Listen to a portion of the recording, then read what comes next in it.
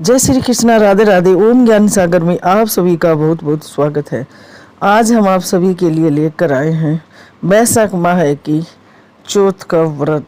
बैसाख माह के कृष्ण पक्ष की चतुर्दशी तिथि पर विकट संकटी चतुर्थी मनाई जाती है।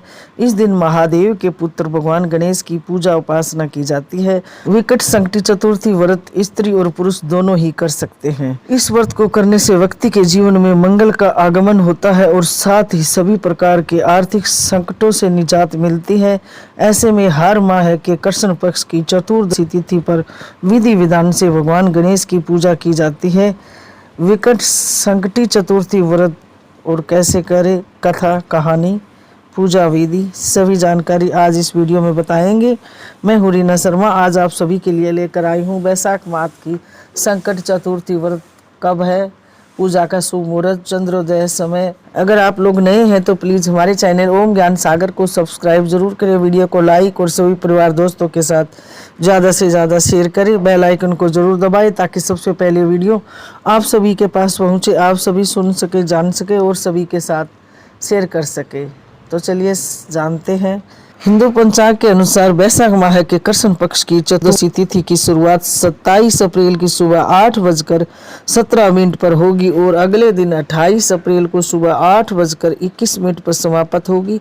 ऐसे में 27 अप्रैल को विकट संकटी चतुर्थी का व्रत रखा जाएगा। संकटी चतुर्थी तिथि पर चंद्र देव के दर्शन और उन्हें अर्घ्य देने की विधान है। इस तिथि पर चंद्र देव का दर्शन उदय समय देर रात 10:23 पर होगा। चंद्र उदय। विकट संकटी चतुर्थी को वैसाखी संकटी चतुर्थी भी कहा जाता है। इस व्रत में रात के समय चंद्रमा की पूजा करने के साथ अर्घ्य देते हैं।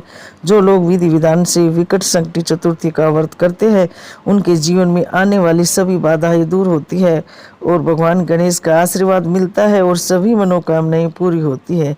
इस साल 27 अप्रैल को विकट संकटी चतुर्थी मनाई जाएगी। बैसाख चौथ को 4 बड़ी चौथ व्रत में से माना जाता है। बैसाख चौथ, संकट चौथ, भाद्रपद चौथ, भादुड़ी चौथ, कार्तिक चौथ, करवा चौथ, माघ चौथ, तिल चौथ आदि नामों से जाना जाता है। ये चारों चौथ बड़ी चौथ मानी जाती है। गणेश चौथ की पूजन विधि। वैसाख माह के कृष्ण पक्ष चतुर्थी को गणेश जी की पूजा की जाती है। इस दिन प्रातःकाल उठकर स्नान कर गणेश जी के सामने दोनों हाथ जोड़कर मन वचन कर्म से इस प्रकार का संकल्प करें। हे गणेश जी, मैं आपका चतुर्थी व्रत करने का संकल्प लेता हूँ। आज मैं सारा दिन निराहार रहकर आपका ध्यान करूँगा एवं संध्या को आपका पूजन कर चंद्रोदय के बाद चंद्रमा को अर्घ्य देने के बाद ही भोजन ग्रहण करूँगा। संकल्प के बाद पूरे दिन गणेश जी का ध्यान करें। संध्या काल में स्नान कर स्वस्थ वस्त्र धारण कर विधि पूर्वक धूप दीप अक्षत चंदन सिंदूर नैवेद्य से गणेश जी का पूजन करें, चंद्रमा का पूजन करें और जल अर्पित करें। फिर वैसाखी चतुर्थी की कथा सुने अथवा सुनाए।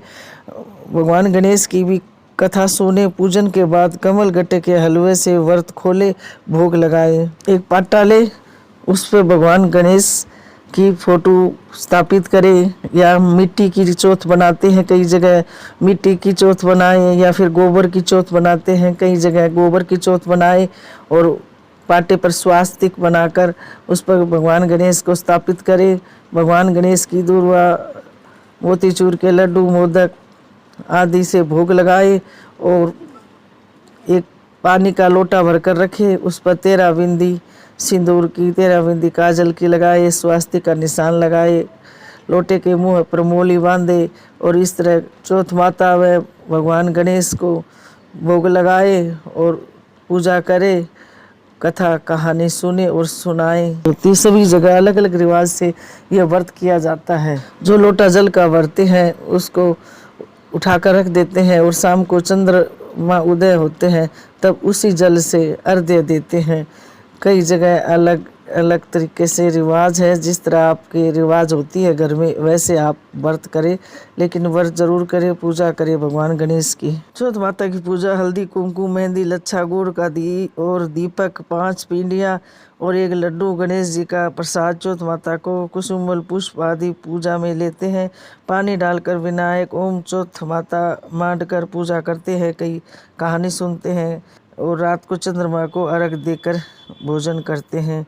चंद्रमा को अर्घ देते समय ये बोलते हैं, किसी भी चौथ के व्रत या चंद्रमा को अर्घ देते हैं उस समय ये बोला जाता है, चंदा हेलो उगियो हरिया बास कटाए, साजन उबा बार ने आखा पाती लाए, सोना की सी सांकली गल मोतियारो हार, चांद ने अर्घ देवता जियो वीर वरतार। यह मैं चौथ कर रही हूँ, इसका नाम भी ले सकते हैं आप चौथ माता का भी। इस तरह अर्घ देते हैं तो चंद्रमा को ये बोला जाता है और भगवान चंद्रदेव को अर्घ देकर पूजा करने के बाद व्रत को खोला जाता है। चलिए कथा जानते हैं। एक बार पार्वती जी ने गणेश जी से पूछा कि वैशाख माह के कृष्ण पक्ष की जो संकटा नामक चतुर्थी कही जाती है, उस दिन कौन से गणेश जी का विधि से पूजन करना चाहिए एवं उस दिन भोजन में क्या ग्रहण करना चाहिए। वैशाख कृष्ण चतुर्थी के दिन वक्रतुंड नामक गणेश की पूजा व्रत करनी चाहिए तथा भोजन में कमल गट्टे का हलवा लेना चाहिए। हे जननी, द्वापर युग में राजा युधिष्ठिर ने इस प्रश्न को पूछा था और उसके उत्तर में भगवान श्री कृष्ण जी ने कहा, मैं उसी इतिहास को वर्णन करता हूँ, आप श्रद्धा पूर्वक होकर सुने।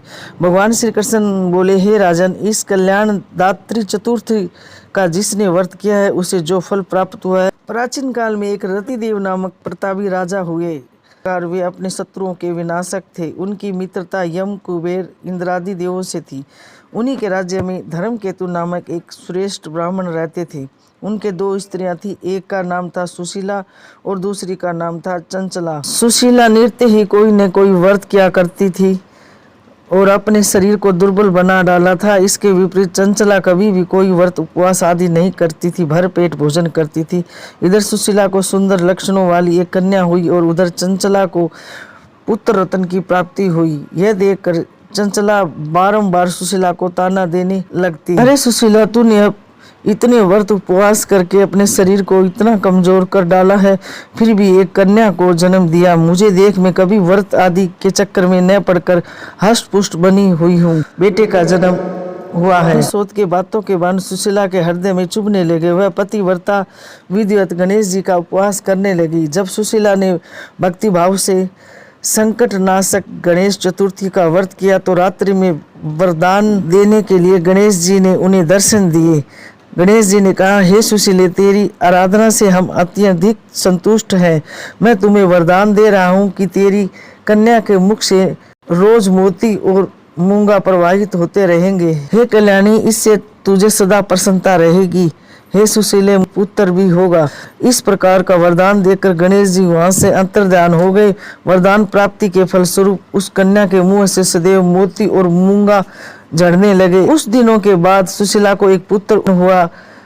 धर्मकेतु का स्वर्गवास हो गया था। उसकी मृत्यु के उपरांत चंचला घर का सारा धन लेकर दूसरे घर में रहने लगी, परंतु सुशीला पति गृह में रहकर ही पुत्र और पुत्री का पालन पोषण करने लगी। अपनी कन्या के मुंह से मोती मूंगा गिरने के फलस्वरूप सुशीला के पास अल्प समय में ही बहुत सा धन इकट्ठा हो गया। इस कारण चंचला उससे ईर्ष्या करने लगी। एक दिन हत्या करने के उद्देश्य से चंचला ने सुशीला की कन्या को कुएं में फेंक दिया। उस कुएं में गणेश जी ने उसकी रक्षा की और वह बालिका सकुशल अपनी माता के पास लौट आई। उस बालिका की जीवित देखकर चंचला वह सोचने लगी कि जिसकी रक्षा ईश्वर करता है उसे कौन मार सकता है। इधर सुशीला अपनी पुत्री को पुनः प्राप्त कर प्रसन्न हो गई। पुत्री को छाती से लगाकर उसने कहा, श्री गणेश जी ने तुझे पुनः जीवन दिया है। अनाथों के नाथ गणेश जी ही है। चंचला आकर उनके पैरों में गिर गई। उसे देखकर सुशीला के आश्चर्य का ठिकाना न रहा। चंचला हाथ जोड़कर कहने लगी, हे बहन सुशीले, मैं बहुत ही पापिन और दुष्टा हूँ। आप मेरे अपराधों को क्षमा कीजिए।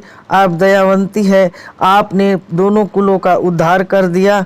जिसका रक्षक देवता होता है उसका मानव क्या बिगाड़ सकता है। जो लोग संतों एवं सत्पुरुषों का दोष देखते हैं वे अपनी करनी से स्वयं नाश को प्राप्त होते हैं। इसके बाद चंचला ने भी उस कष्ट निवारण पुण्यदायक संकट नाशक गणेश जी के व्रत को किया। श्री गणेश जी के अनुग्रह से उन दोनों में प्रेम भाव स्थापित हो गया। जिस पर गणेश जी की कृपा होती है उसके शत्रु भी मित्र बन जाते हैं। सुशीला के द्वार संकट नाशक गणेश जी चतुर्थी व्रत किए जाने के कारण ही उसकी सोच चंचला का हृदय परिवर्तन हो गया था। श्री गणेश जी कहते हैं, हे देवी, पूर्व काल का पूरा वृतांत आपको सुना दिया। इस लोक में इससे श्रेष्ठ विघ्न विनाशक कोई दूसरा व्रत नहीं है।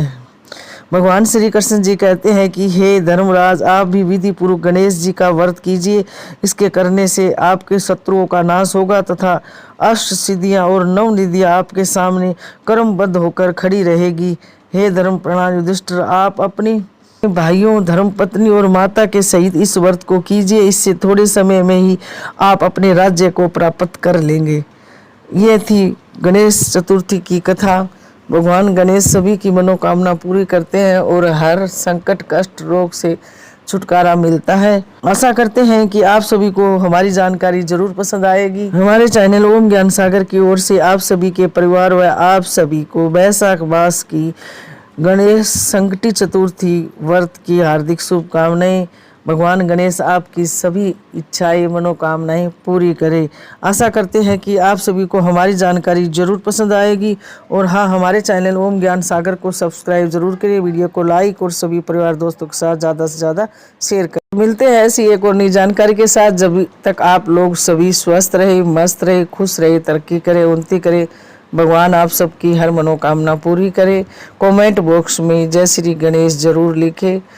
तो हमेशा ऐसे ही खुश रहे और मुस्कुराते रहे। जय श्री कृष्णा, राधे राधे, धन्यवाद।